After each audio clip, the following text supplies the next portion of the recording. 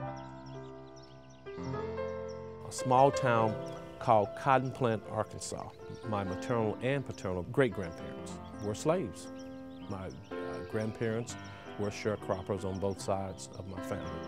And I was born in 1965, the youngest of 11 children and the first to be born in a hospital.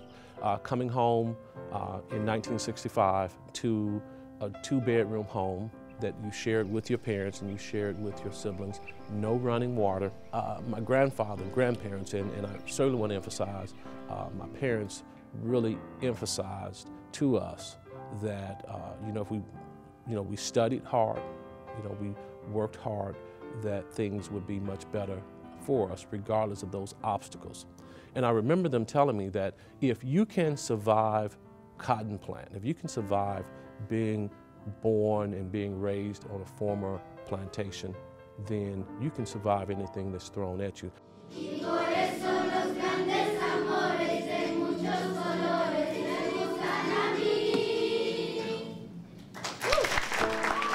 If a superintendent is going to make sustained long-term change, positive change, and have a positive impact, she must or he must work closely with the Board of Education. This is better than winning the lottery. He's very personable, he's easy to talk to. He certainly knows his business, but he's also out there and he's everywhere. Now, on behalf of our board and our community, I would like for our parents and guests of our students, please stand and be recognized. I want to give you a round of applause. Please stand. Very transformative. He's brought to the district a new view in terms of how we can better educate our students. He's very involved with our community, which has been wonderful to see. Very engaging with our staff, with our parents. I've even taught the students who love him. So he's bringing just a new energy.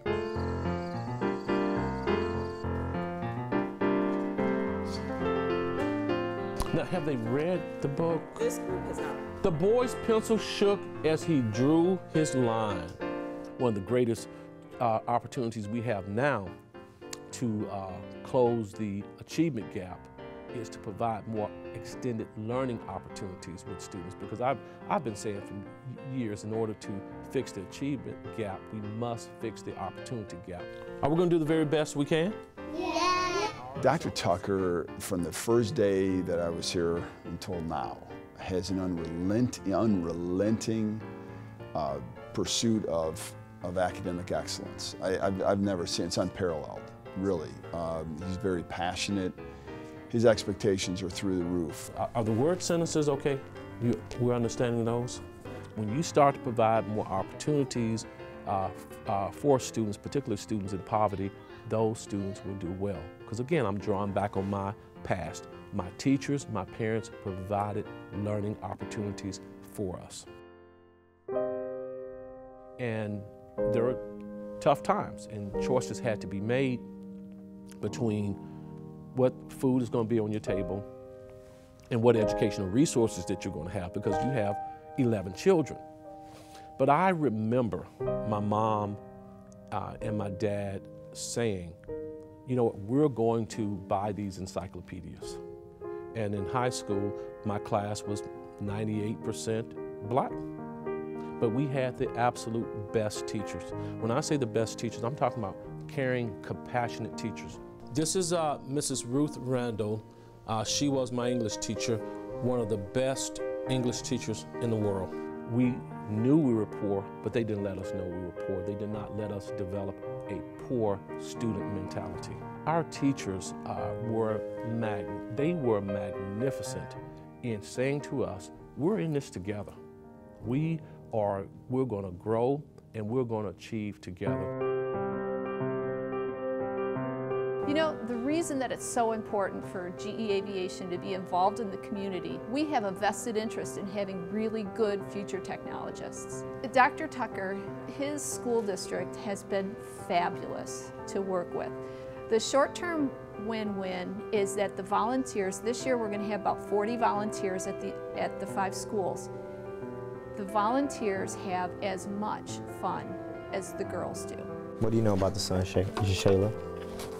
The long-term win-win for GE is that we're getting girls that are local to the area excited about STEM and maybe someday going to come work for GE. I was very impressed by his desire to want to be part of the community and realize that the schools only work with the cooperation that the communities that they are a part of.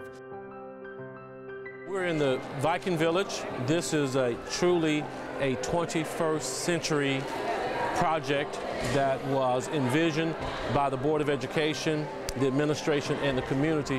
What you excited about the homecoming? Tell me why. Why are you excited about homecoming? Whenever students and districts are not achieving, you probably can trace it back to a misalignment of curriculum and a lack of commitment to each student in the district. So for Bow Tie Tuesday, we have students that receive positive office referrals, basically seeing the principal for making a good choice. When they receive that positive office referral, then they get to take a bow tie selfie with me. One more, because Dr. Tucker's in there. Nice job. It's comforting to know that he does his job from the perspective first of the teacher. They got the kids more pumped up. He's no nonsense. Let's get the job done. Let's find out what the problem is and tackle it. You know, the one I'm really interested in, third grade.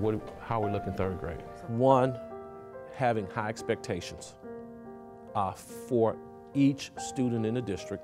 Two, providing sustained support for our teachers, because our teachers have the biggest impact on our students. Three, providing the support services that students need. Yeah, the parents are very excited about Thomas Tucker being here, not just because he's our National Superintendent of the Year, but he's our superintendent, and he cares about kids, and we see him everywhere. They did some reading comprehension and then writing here. We're greatly privileged and honored to have him here. He's a great transformational figure. Our school system here in Princeton has gone through a new evolution with him, somebody that everybody's looking up to. In 1988, I had an opportunity to attend Philander Smith College. And my grandfather was very proud that his youngest grandchild had an opportunity to have a pre-med fellowship, a full ride to med school. And he reminded me in the journey in becoming somebody, don't forget where you come from. And he gave me this small vial, and it had bits of cotton and cotton seeds from the 40 acres that he, my grandmother, and my brother and sister, and I, and of course my parents, worked. And it meant a whole lot to me. It was symbolic in terms of the hard work that we put in and the value of education. I believe this is the greatest profession in the world. This is the greatest profession in the world to change lives and save lives.